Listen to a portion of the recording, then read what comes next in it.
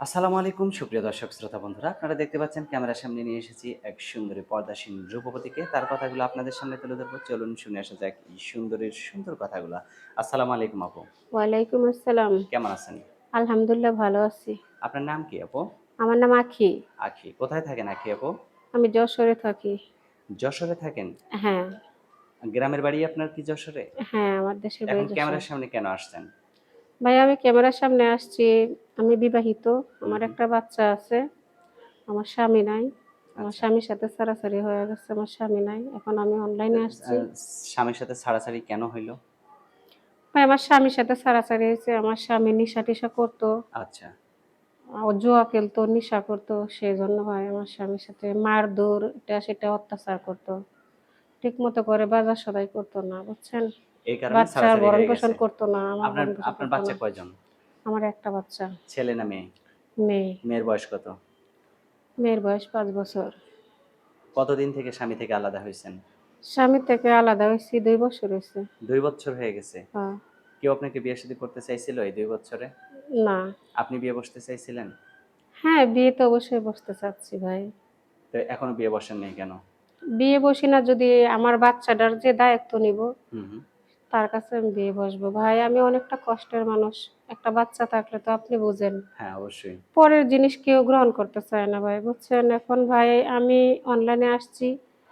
আমার মতো এমন যদি কোনো দুঃখী ভাই থাকে, তার যদি বাচ্চা-কাচ্চা থাকে, হুম, আমার কোনো সমস্যা নাই। যদি আমার বাচ্চাটা সে মাইনা নিয়ে আমারে বিয়ে কইরা হুম। সংসার করে, সে দিন আনুক দিন খাক। আমার রাজপ্রাসাদের প্রয়োজন নাই ভাই, বুঝছেন? আচ্ছা, আচ্ছা। কারণ সুখ থাকলে না ভাই কুঁড়ের ঘরেও সুখ পাওয়া যায়, প্রাসাদ লাগে না।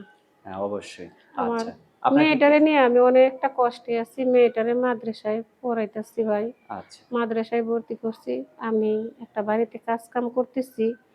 যদি আমার মতো দুঃখী ভাই হয়, আমাকে ভালো লাগে, আমাকে দেখে আমার কথাবার্তা শুনে আমাকে ভালো লাগে, হুম, হুম। আমার পাশে দাঁড়াইতে চায়, তাহলে অবশ্যই সে যেন আমার সাথে যোগাযোগ করে।